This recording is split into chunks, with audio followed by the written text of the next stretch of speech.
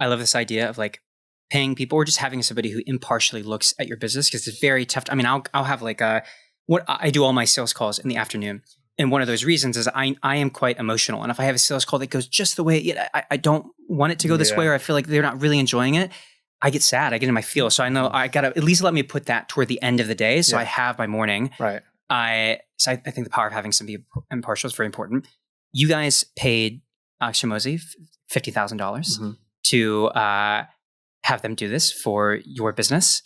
One, it was actually cool. I don't think they were even there at that because they're so good at their tea, which is kind of crazy. Yeah, I did. Yeah, wow, that's crazy. What was the roadblock in your business that they called out? We went to them and basically we were trying to come up with a decision of how much should we expand into paid? Because organic, here are our numbers, here's where we're at, here's where we're generating traffic wise. And their takeaway was like, you guys have enough impressions to be doing about 40% more if you can convert more of those impressions. So we had a CRO problem. That was the main bottleneck. We needed to go simplify our application. We needed to improve our page speed load. We needed more congruent CTAs. We needed to maximize our emails. We needed to contextualize our emails. And how I knew that was like, I brought all our data, which I'm obsessive about data tracking. And then you just map each one. And the one that I was missing was impression to sale ratio. It's like, if that number, I can't remember exactly what it was, but if we don't have that dialed in, we're not efficient enough. And you don't want to just dump more impressions on it. So we went and got a page speed load on it. Loads instantly now. We cut 3 questions from our application that we weren't using. 20% lift. We contextualized our CTAs on every email. 10% lift. Those are like little silver bullets or silver BBs over a golden bullet. That's like how they describe it. We implemented like 10, 15 of those and we jumped back into the like 650 range. And now to do the amount of effort required to take our CRO to another level from there versus just expanding into paid and having more people see those impressions, we feel good about the throughput numbers. It's now just an impressions game. And that is more content, more ads, more ways for people to consume. And so more ways for, hey, you're actually a video learner. We need more education, just talking head camera on Instagram and on YouTube. And that's how we think about it. So that was the roadblock. We've removed that now. And now it's turn the high margin things all the way back on and then see where we end up. Yeah. What were some of the specific things that they looked at that you would want to audit yourself or pay somebody to audit that would be surprising? So as an example, you were saying page load speed. So you had this problem where like your page load speed for you was super fast because you're visiting your site all the time. Exactly. It's cache a site. So like, this tiny thing, it only by having somebody else come into this, we never would have seen this. The application length thing, I assume you're looking at drop off in the application and where is that highest? Okay, do we really need that question ahead of the sales call? Let's really talk about it. Take that out. Was there anything else like that? I don't remember anything else specifically, but I just remember their thought process of it, where I gave them the high level. And then it's only when you know the high level that you can then model out the system of point A to point B being actually its own system of 10 things. And then we plot the metrics across that one. We dig into that one. And then you look at, okay, like let me try to conceptualize an example here.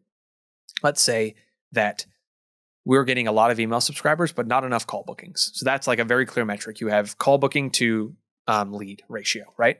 Let's say out of every 100 leads, we're only booking 10 calls, and that should be 20. So we could double the business, and we just got that from 10 to 20. Okay. So we now need to go, all the people who are coming in via email, how do we get them to book a call? Well, what does that actually look like? Well, they have the first email. They have to open that email. So that's the subject line. They have to click on the email. That's the CTA. How do we measure those? Well, we actually found that, and I'm not saying this is exactly what happened, but what I would say is we actually just saw our open rate was 40%. It should be 55, should be 60. That's a 50% lift in the whole thing, only when you get very specific on that number. So you can raise your lead to call booking if you get your open rate from 40 to 50 or for 40 to 60%. Okay, how do we do that? Well, we need 50 times more testing of our headlines, of our subject lines. Okay, that's the only thing we should do for the next month until we do that. And until, obviously, you would pick the one that is the highest return on lowest effort. So if instead we saw, our CTA, extreme example was we didn't CTA on 6 out of our 7 emails. Why don't we just double the amount of times we tell people to book a call and see what happens? Boom. Okay, fix that metric. Now I zoom back out.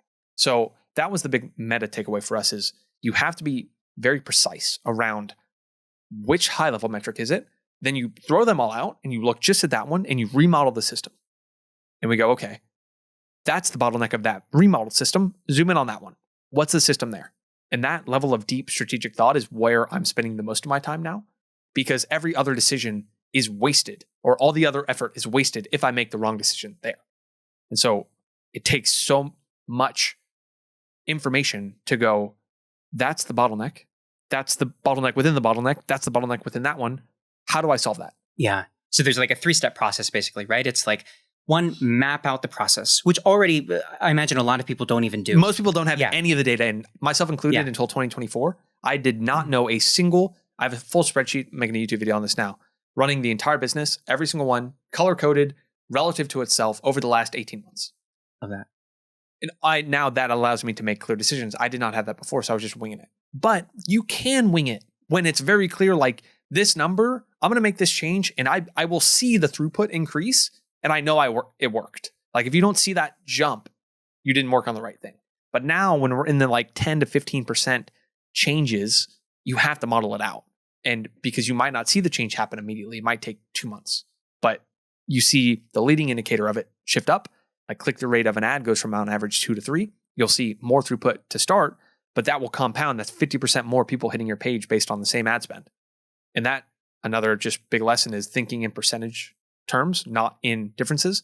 If I said getting your open rate from 50 to 75%, or your click-through rate from 2 to 3%, 2 to 3% is the same as 50 to 75, but most people go, it's like 1%, it's not going to do anything.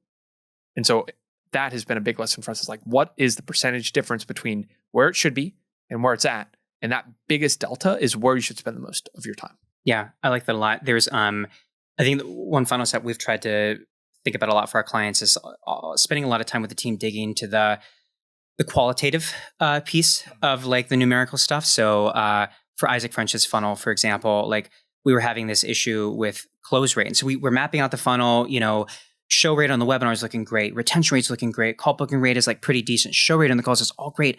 Okay, but people aren't closing. Well, what's the issue? Is it a marketing issue? Like, are we sending bad leads? Do we need to add qualification? Yes. Is it a salesperson issue? And so there's this, it could be either, right? So we have to actually go look at the sales calls. You have to get your hands watch dirty. 2, 3, 4, 5 all the way through, summarize a bunch more in Claude or ChatGPT. And what we figured out is like, there were small things that the sales team wasn't doing. They weren't bam-famming, book a meeting from a meeting, never let the prospect go without saying like,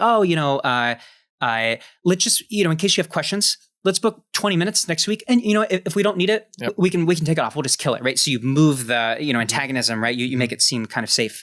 Small things like that to ensure that we're getting the close. But that's cool because you don't know if it's a marketing, if it's a sales, or what is it within sales until you do the work. Yes. Or take them yourself. Yes. And you take enough of them yourself, you go, oh, okay, this person keeps coming in with this question. I'm miscommunicating that in our pre-email sequence. I need to go fix that. And I mean, I took the first 50 PGA calls. Cole and I both took them. It's like, oh, I know exactly what to say, and I now know how to train someone on that. But when we spin up a cold funnel, I should get my hands dirty again and go, they're going to come in completely different frame, completely different sales process now. They haven't been consuming our stuff for a year, right? The first 100, 200 people to join PGA was like, of course I'm going to join. I love you guys. I want to learn from you. The 1500th person that didn't hear about us until yesterday, very different process, very different education that goes into that. So I agree though, when you spot that bottleneck, you have to just immerse yourself in it. You have to figure out what are the questions that if I had the answer to, I would be able to solve this. Yeah. And it's usually a fixed number of questions, which is very empowering, but also I find extremely frustrating. Like, I know how close I am, but I'm just distracted by all this other bullshit all the time.